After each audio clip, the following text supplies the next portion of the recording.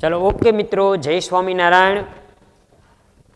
आज આપણે ગણિત વિષયમાં ચેપ્ટર નંબર 10 વર્તુળ એનો શુભારંભ કરીએ। ગઈ કાલે આપણે ખરા ખોટા બરાબર હેતુલક્ષીની અંદર ખરા ખોટાનો આપણે અભ્યાસ કર્યો। આજે આપણે ખાલી જગ્યાનો અભ્યાસ કરવાનો છે મિત્રો। પહેલી ખાલી જગ્યા છે સ્પર્શક વર્તુળને ખાલી જગ્યા બિંદુમાં છેદે છે। સ્પર્શક જે છે એ વર્તુળને ખાલી જગ્યા બિંદુમાં છેદે છે। વર્તુળને એક બિંદુમાં છેદે તો જ એને સ્પર્શક કહેવાય। જો બે બિંદુમાં છેદે તો એને મિત્રો છેદિકા કહીએ છીએ। સ્પર્શક છે એ વર્તુળને એક જ બિંદુમાં છેદે છે, એટલે એનો જવાબ આપણને મળે છે એક જ બિંદુ। ચાલો બીજો પ્રશ્ન છે મિત્રો, વર્તુળને બે બિંદુમાં છેદતી રેખાને ખાલી જગ્યા કહે છે। રેખાને વર્તુળને બે બિંદુમાં છેદતી રેખા જો એક બિંદુમાં છેદે તો સ્પર્શક, બે બિંદુમાં છેદે તો આપણને મળે છે છેદિકા। એટલે બીજો પ્રશ્ન જે છે એ છેદિકા આવશે। ચાલો ત્રીજો પ્રશ્ન, વર્તુળને વધુમાં વધુ ખાલી જગ્યા સમાંતર સ્પર્શકો હોય। વર્તુળ હોય એને સમાંતર સ્પર્શક કેટલા રચી શકીએ આપણે? દાખલા તરીકે આ વર્તુળ છે તો અહીંયા આપણે એક સ્પર્શક રચીએ, એને એક સમાંતર બીજો સ્પર્શક આ બાજુ રચી શકાય। આવી રીતે સમાંતર સ્પર્શક બે હોય।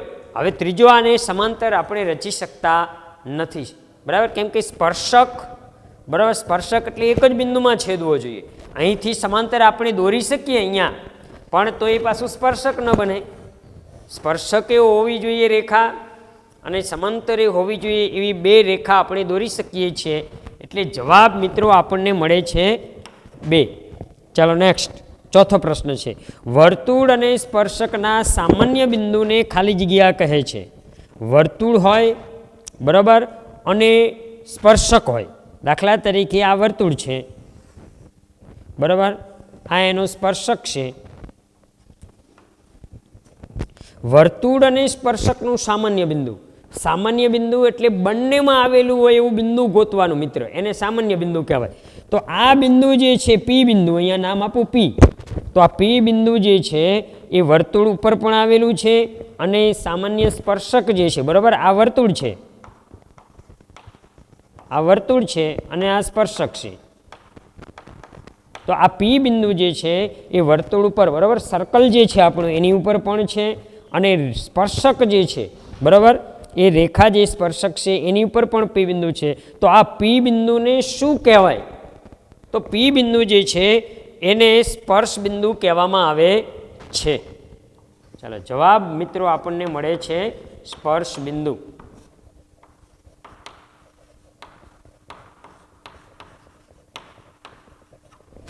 ચાલો ત્યાર પછી 5 નંબરનો પ્રશ્ન છે,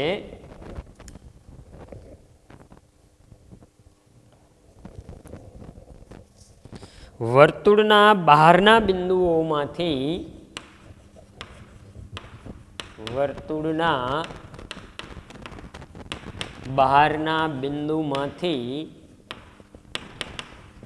બહારના બિંદુમાંથી દોરેલા સ્પર્શકોની લંબાઈ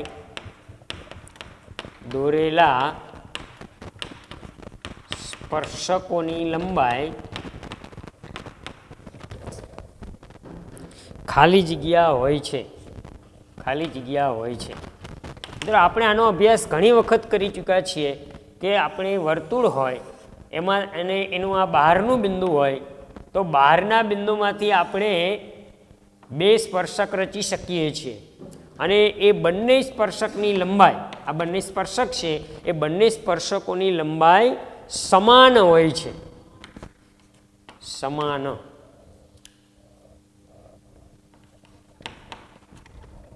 ચાલો ત્યાર પછી 6 નંબરનો પ્રશ્ન છે, વર્તુળના સમતલમાંની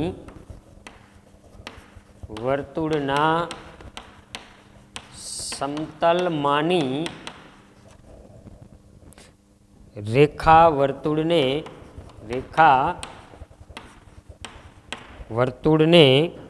માત્ર એક જ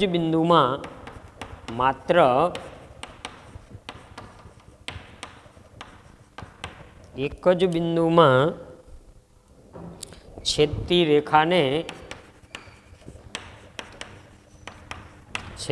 રેખાને વર્તુળનો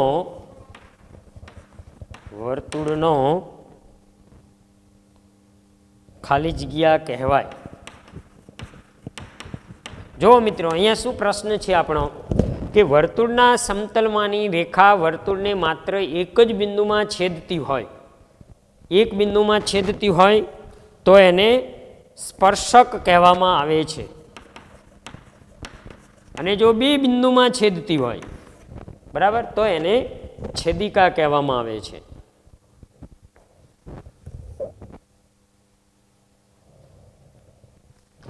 ચાલો 7 નંબરનો પ્રશ્ન છે વર્તુળના વ્યાસના અંત્ય બિંદુમાંથી દોરેલા સ્પર્શકો ખાલી જગ્યા હોય છે.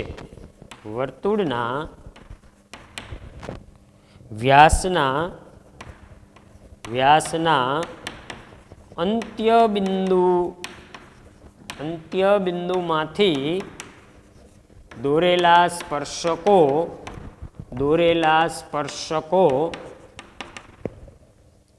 ખાલી જગ્યા હોય છે.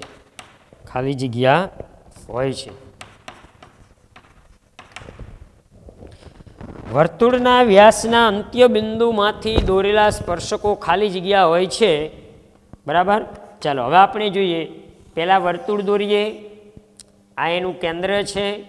કેન્દ્રમાંથી આપણે વ્યાસ દોરીએ. આ વ્યાસના અંત્ય બિંદુ છે અને વ્યાસના અંત્ય બિંદુમાંથી દોરેલા સ્પર્શકો. આ વ્યાસના અંત્ય બિંદુમાંથી દોરેલા સ્પર્શકો. આ પહેલો સ્પર્શક. આ અંત્ય બિંદુમાંથી એક બીજો સ્પર્શક આપણે દોરી શકીએ.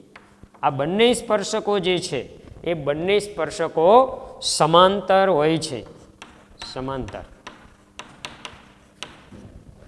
8મી ખાલી જગ્યા છે સ્પર્શ બિંદુમાંથી વર્તુળની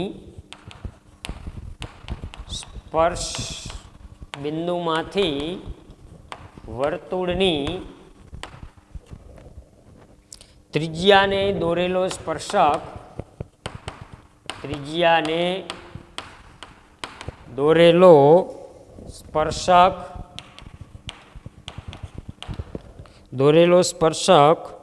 ત્રિજ્યાને ખાલી જગ્યા હોય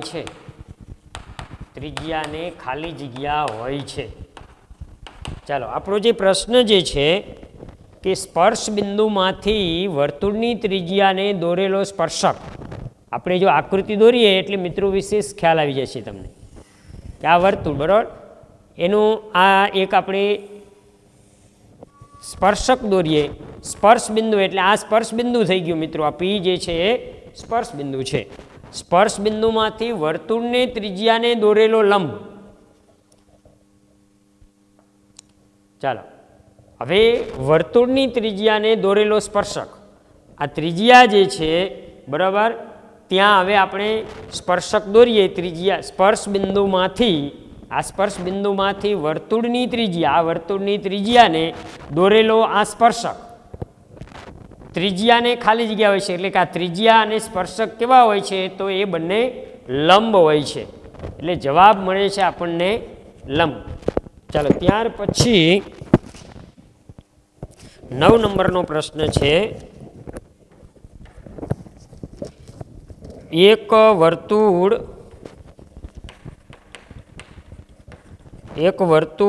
ચતુષ્કોણ એબીસીડીની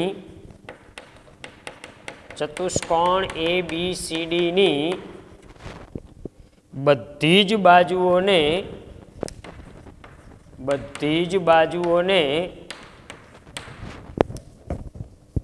સ્પર્શે છે. જો AB બરાબર 5 સેન્ટીમીટર, BC બરાબર 8 સેન્ટીમીટર, CD બરાબર 6 સેન્ટીમીટર, તો એડી બરાબર ખાલી જગ્યા સેન્ટીમીટર. ચાલો મિત્રો, અહીંયા આપણે એક વર્તુળ જે છે એ ચતુષ્કોણ જે છે, દાખલા તરીકે આ ચતુષ્કોણ છે એની ચારેય બાજુઓને સ્પર્શે છે. આ રીતનું છે આ વર્તુળ. અહીંયા ચતુષ્કોણ એ બી સી ડી. હવે જ્યારે આવી રીતે ચારેય બાજુઓને વર્તુળ સ્પર્શતું હોય ત્યારે સામસામેની બાજુનો સરવાળો મિત્રો સરખો થાય. એટલે કે એ બી પ્લસ સી ડી બરાબર બીસી પ્લસ એડી. ચાલો, એ બીનું માપ 5 છે, સીડીનું માપ 6, બીસીનું માપ 8 અને એડી જે છે એ આપણે શોધવાના છે. ચાલો, 5 વત્તા 6 એટલે 11, 8 આ બાજુ આવે એટલે -8 બરાબર એડી. અને તેથી એડી બરાબર 3 જવાબ મળે છે. ચાલો, ત્યાર પછી 10મો પ્રશ્ન છે.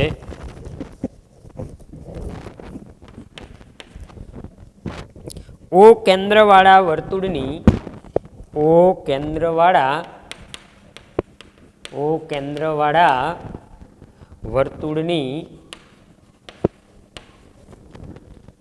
બહારના બિંદુ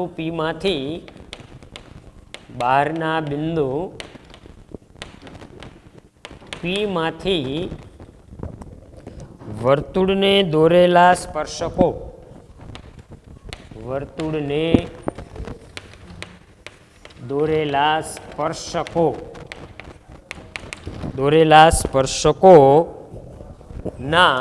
સ્પર્શકોના સ્પર્શ બિંદુઓ એ અને બી છે. જો ઓપીબી, જો કોણ ઓપીબી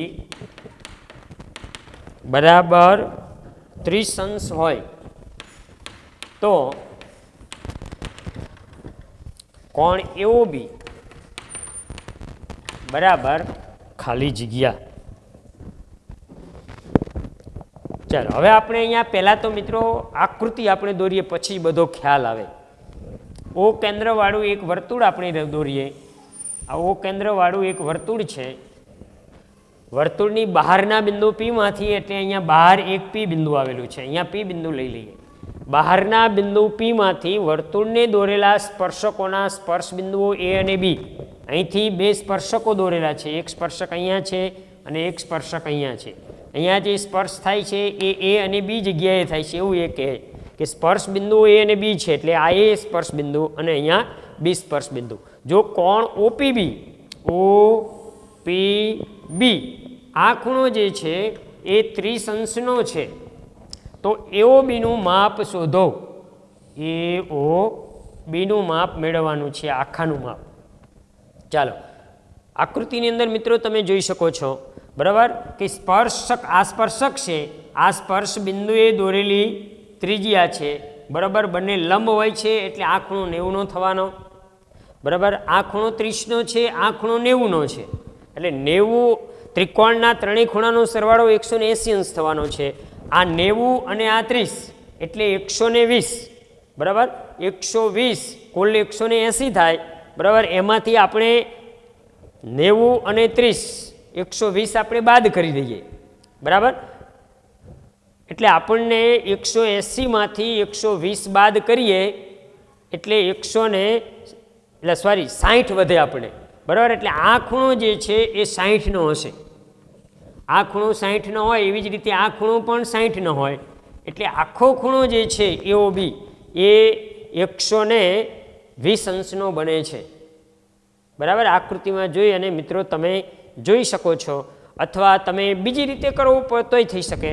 આ 30 છે એટલે આ પણ 30 થાય, એટલે આખો ખૂણો 60નો થવાનો. ચતુષ્કોણ બને છે બરાબર. ચતુષ્કોણ જે છે એના ચારેય ખૂણાનો સરવાળો 360 અંશ થાય. આ 90 થશે, આ 90 થશે, આ 60 થશે બરાબર. 90 180 180 પ્લસ +60 કરો તમે એટલે 140 સોરી 240 અને 360માંથી 240 બાદ કરો એટલે પણ 120 તમને મળી જાય છે મિત્રો. એટલે અહીંયા જવાબ મળે છે તમને 120. ચાલો નેક્સ્ટ આગળ 11 નંબર. બે સમકેન્દ્રી વર્તુળોમાં મોટા વર્તુળની જીવા નાના વર્તુળને સ્પર્શે છે તો તે સ્પર્શ બિંદુ એ આ જીવાનું ખાલી જગ્યા હોય. બે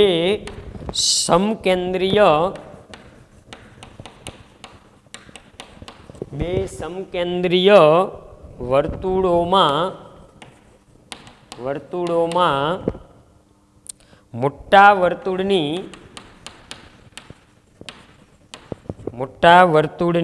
જીવા નાના વર્તુળને સ્પર્શે છે તો તે સ્પર્શ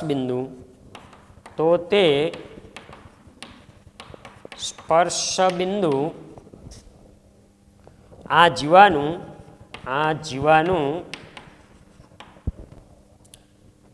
ખાલી જગ્યા હોય. ચાલો હવે બે સમકેન્દ્રીય વર્તુળો છે બરાબર. બે સમકેન્દ્રીય વર્તુળો આપણે દોરીએ. બે સમકેન્દ્રીય વર્તુળો એટલે કેન્દ્ર એક જ હોય પણ ત્રિજ્યા અલગ અલગ હોય બરાબર. આ બે સમકેન્દ્રીય વર્તુળોમાં મોટા વર્તુળની જીવા એ નાના વર્તુળને સ્પર્શે છે બરાબર. આ જીવાને એ બી નામ આપી દઈએ, અહીંયા ઓ કેન્દ્ર આપી દઈએ. તો મોટા વર્તુળની જીવા નાના વર્તુળને સ્પર્શે છે એટલે આ રીતે આપણે દોરવાનું થાય મિત્રો બરાબર. હવે આ જે મોટા વર્તુળની આ મોટું વર્તુળ જે છે એની આ જીવા એ બી બરાબર, એ બી જીવા જે છે એ નાના વર્તુળને અહીંયા એમ પાસે સ્પર્શે છે. આ સ્પર્શ બિંદુ છે એમ રે બરાબર. તો તે સ્પર્શ બિંદુ આ જીવાનું ખાલી જગ્યા હોય બરાબર. આ સ્પર્શ બિંદુ જે છે આ એમ જે છે એ જીવાનું શું થશે? મધ્ય બિંદુ. કેમ કે આ ભાગ અને આ ભાગ બે કેવા આવવાના? સમાન આવવાના. કેમ કે અહીંથી જે તમે જો ત્રિજ્યા દોરવામાં આવે સ્પર્શ બિંદુને બરાબર, સ્પર્શ બિંદુ એ ત્રિજ્યા દોરો એટલે આ જીવા જે છે એ બે સરખા ભાગમાં વહેંચી જાય છે. એટલે સ્પર્શ બિંદુ જે છે એ આ જીવાનું મધ્ય બિંદુ હોય. લઘુ જવાબી પ્રશ્નો. ચાલો પહેલો પ્રશ્ન છે, બે વર્તુળો પરસ્પર બહારથી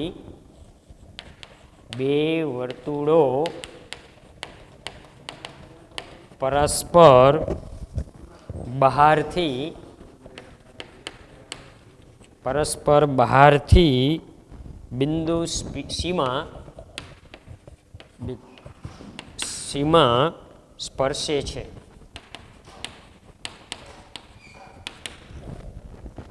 તથા AB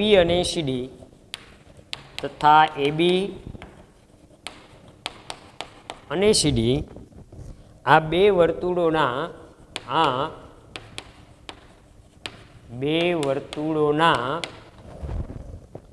સામાન્ય સ્પર્શકો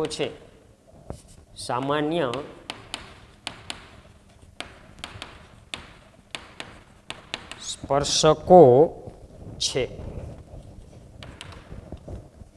જો બિંદુ D એ AB પર આવેલું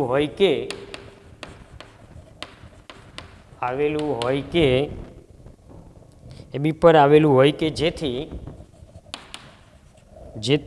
CD બરાબર 7 તો AB શોધો.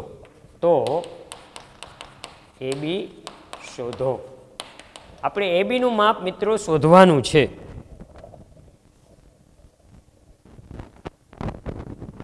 ચાલો હવે આપણને શું કહે છે? જો બે વર્તુળો પરસ્પર બહારથી બિંદુ સીમા સ્પર્શે છે એટલે આપણે બે વર્તુળો દોરશું.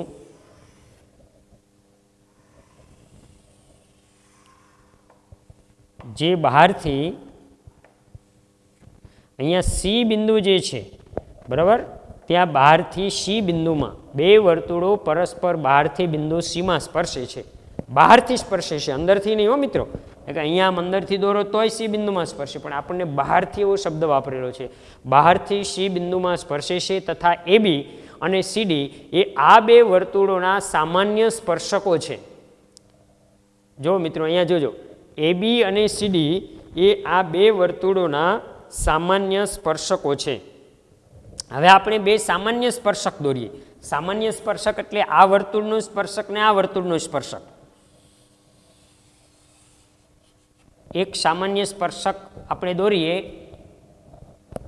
AB, બરાબર, અહીંયા A નામ આપી દઈએ, અહીંયા B નામ આપી દઈએ, એટલે AB જે છે એ સામાન્ય સ્પર્શક એક થઈ ગયો. પછી બીજો સામાન્ય સ્પર્શક CD, બરાબર, એને આપણે અહીંયા દોરવો જોઈએ, તો આ બીજો સામાન્ય સ્પર્શક થયો. બરાબર, AB અને CD આ બે વર્તુળોના સામાન્ય સ્પર્શકો છે. જો C તો અહીંયા છે એટલે D એક અહીંયા નામ આપી દે, એટલે CD એ સામાન્ય સ્પર્શક થઈ ગયો. જો બિંદુ D એ AB પર આવેલું હોય, આગળ આપણને એવું વાત કરે છે કે બિંદુ D જે છે AB પર છે, આ D છે એ આ AB જે છે રેખાખંડ AB એના ઉપર આવેલું છે, જેથી CD બરાબર 7. આ CD નું માપ મિત્રો 7 છે, ખાસ ધ્યાન રાખજો. તો AB નું માપ આપણે શોધવાનું છે. હવે એક જ સિદ્ધાંતનો અહીંયા ઉપયોગ કરવાનો છે મિત્રો, કે બહારના બિંદુમાંથી આપણે બે સ્પર્શક રચી શકાય. રચના સમયે મેં આ વાત કરી હતી, આ ચેપ્ટરની અંદર પણ મેં તમને વાત કરેલી છે કે આપણે કોઈ વર્તુળ હોય એનું બહારનું બિંદુ હોય તો બહારના બિંદુમાંથી મિત્રો આપણે બે સ્પર્શક રચી શકીએ છીએ, અને બંને સ્પર્શકની લંબાઈ મિત્રો સમાન હોય છે. તો અહીંયા આ વર્તુળનું બહારનું બિંદુ D છે, અહીંયાથી આ બે સ્પર્શકો દોરેલા છે, બરાબર. એવી જ રીતે આ અને આ પણ બહારના બિંદુના સ્પર્શકો છે. સ્પર્શકોની લંબાઈ સમાન હોય એટલે આ લંબાઈ 7 છે, તો AD પણ કેટલું થશે? 7 થશે. એવી રીતે આ લંબાઈ 7 એટલે આ લંબાઈ પણ સ્પર્શક જ છે, બંને આના પણ સ્પર્શક છે એટલે એની લંબાઈ પણ 7 થાય. એટલે AB નું માપ જે છે મિત્રો કેટલું થઈ જશે? 7 + 7 = 14. ઓકે મિત્રો, એટલે જવાબ આપણો 14 મળે છે. થોડુંક તમને અહીંયા ગણતરી કરીને આપું, બરાબર. એક તો આપણે આ સિદ્ધાંતનો ઉપયોગ કરીએ છીએ કે બહારના બિંદુમાંથી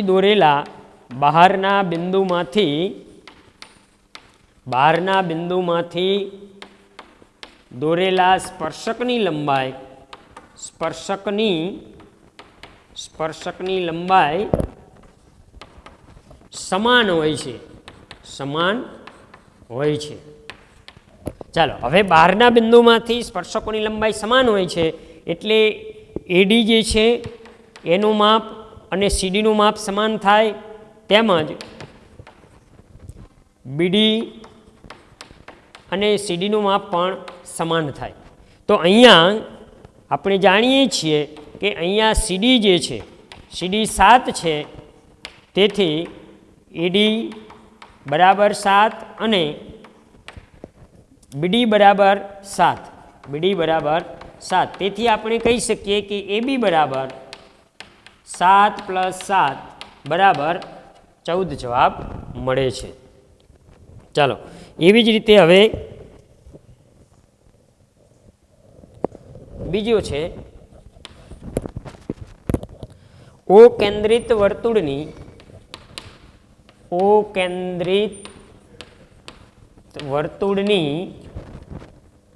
બે ત્રિજ્યાઓ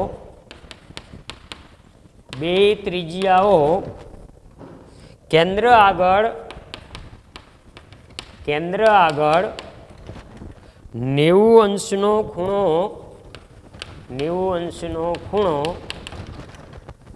બનાવે છે.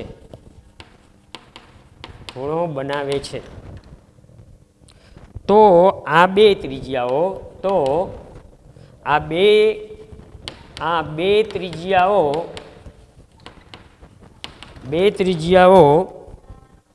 ના અંત્ય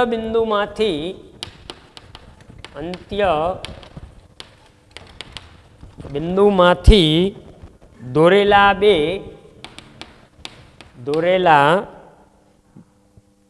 બે સ્પર્શકો વચ્ચેનો ખૂણો વચ્ચેનો ખૂણો શોધો. વચ્ચેનો ખૂણો શોધો. ચાલો હવે આપણે જોઈએ, આકૃતિ દોરીએ મિત્રો. ઓ કેન્દ્રિત વર્તુળ એટલે સૌ પ્રથમ આપણે ઓ કેન્દ્રિત એક વર્તુળ દોરશું. આ ઓ કેન્દ્રિત વર્તુળ છે. ઓ કેન્દ્રિત વર્તુળની બે ત્રિજ્યાઓ કેન્દ્ર આગળ 90 અંશનો ખૂણો બનાવે છે. બરાબર મિત્રો, ધ્યાન આપજો.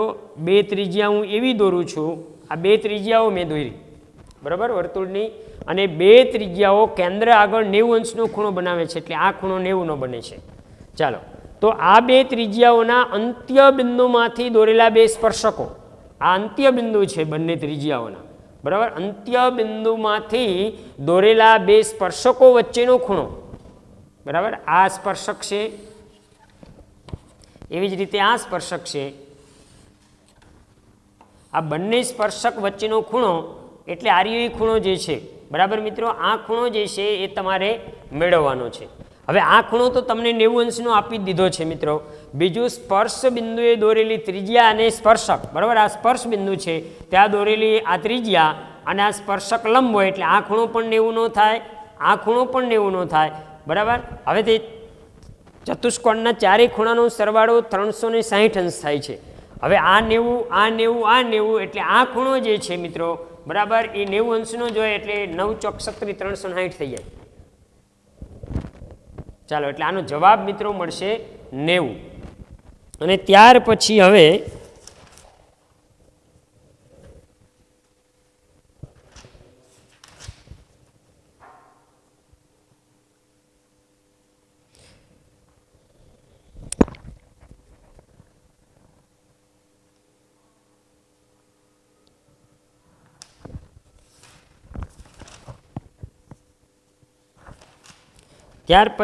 એક ખાલી જગ્યા, આપણે એક પ્રશ્ન એવો લઈ લઈએ, 3 નંબરનો પ્રશ્ન છે કે પી કેન્દ્ર અને R1 ત્રિજ્યાવાળા,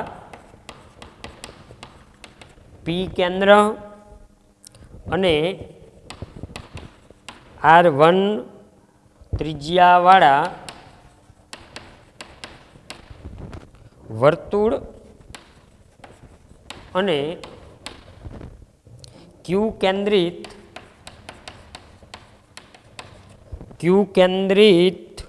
અને R2 ત્રિજ્યાવાળા વર્તુળ એક જ સમતલમાં છે, એક જ સમતલમાં છે. જો PQની કિંમત R1 વત્તા R2, બે ત્રિજ્યાનો સરવાળો કરો, એના કરતાં PQની કિંમત વધારે થતી હોય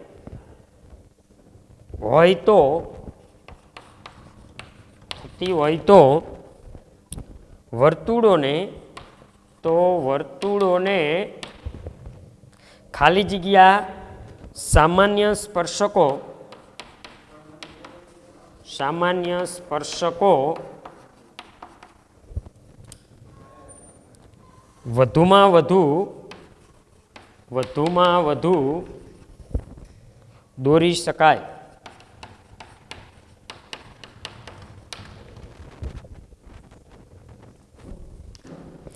હવે જો મિત્રો, અહીંયા જે વાત કરેલી છે, પી કેન્દ્ર અને R1 ત્રિજ્યાવાળું એક વર્તુળ છે, બીજું વર્તુળ ક્યુ કેન્દ્રિત અને R2 ત્રિજ્યાવાળું છે, બરાબર. એક વર્તુળ એવું છે એનું કેન્દ્ર પી છે, ત્રિજ્યા R1 છે.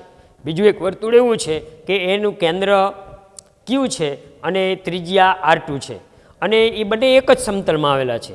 અને PQ જે છે, એટલે કે બે કેન્દ્ર વચ્ચેનું અંતર જે છે, બરાબર, એ બંનેની ત્રિજ્યા કરતાં વધારે છે. વર્તુળ કેવી રીતે દોરવા એ મિત્રો એના ઉપર ડિપેન્ડ રહે. જો PQ જે છે એનું અંતર R1 વત્તા R2 જેટલું હોત ઇન કેસ મિત્રો, બરાબર, એક તમને તો તમારે આકૃતિ આવી આવે, બે અહીંયા રાખવા પડે, બરાબર. અહીંયા P, અહીંયા Q, P ને Q ને જોડી દો, આ R1 વત્તા R2, તો PQનું માપ જે છે એ R1 વત્તા R2 જેટલું જ થાય. આ પરિસ્થિતિ, જો PQનું માપ છે એ R1 વત્તા R2 જેટલું હોય તો આ રીતની આકૃતિ આવે.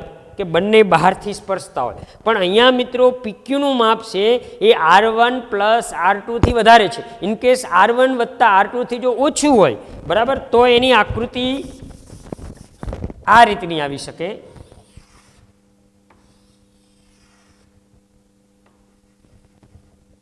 ચાલો, આ જે એક વર્તુળ છે એની ત્રિજ્યા R1 છે, આ વર્તુળ જે છે એની ત્રિજ્યા R2 છે, બરાબર. તો R1 વત્તા R2 કરો, બરાબર, તો આ બિંદુ P, આ બિંદુ Q હોય તો PQનું માપ છે એ R1 વત્તા R2થી ઓછું આવવાનું, જો આ રીતની આકૃતિ આવશે. પણ અહીંયા જે મિત્રો તમને આપેલું છે એ આ PQનું માપ જે છે એ R1 વત્તા R2થી વધારે છે, એટલે એની આકૃતિ આવી આવશે. બંને વર્તુળ એકબીજાથી દૂર આવશે, ટૂંકમાં એકબીજા ટચ નહીં હોય. ખાસ ધ્યાન રાખજો મિત્રો, એકબીજા ટચ નહીં હોય. કેમ કે હવે અહીંયા P નામ આપી દઉં, આની ત્રિજ્યા જે છે એ R1 છે. અહીંયા Q નામ આપી દઉં, Q કેન્દ્ર છે, બરાબર, એની ત્રિજ્યા જે છે એને હું R2 નામ આપી દઉં. તો R1 વત્તા R2 કરો તો PQનું અંતર છે, બરાબર, P થી Q સુધીનું અંતર જે છે મિત્રો એ R1 વત્તા R2 એના કરતાં વધારે જ આવવાનું. કેમ કે R1 વત્તા R2 એટલું જ આવે, બાકી આ વચ્ચેનું આટલું પણ PQમાં આવે. એટલે PQ જે છે એનું અંતર R1 વત્તા R2થી વધારે આવે છે, બરાબર. આવી આકૃતિ ટૂંકમાં દોરવાની થાય તમારે, આ રીતની સિસ્ટમ હોય ત્યારે PQ, બરાબર, greater than R1 plus R2 જ્યારે હોય ત્યારે આ પોઝિશન તમારે ઊભી કરવી પડે બંને વર્તુળ માટે. હવે આવી આકૃતિ દોર્યા પછી હવે જોવાનું કે આ વર્તુળોને ખાલી જગ્યા સામાન્ય સ્પર્શકો વધુમાં વધુ દોરી શકાય. હવે આપણે આ આકૃતિની અંદર સ્પર્શકો દોરીએ. કેટલા દોરી શકાય છે? આ એક સ્પર્શક, આ બીજો સ્પર્શક,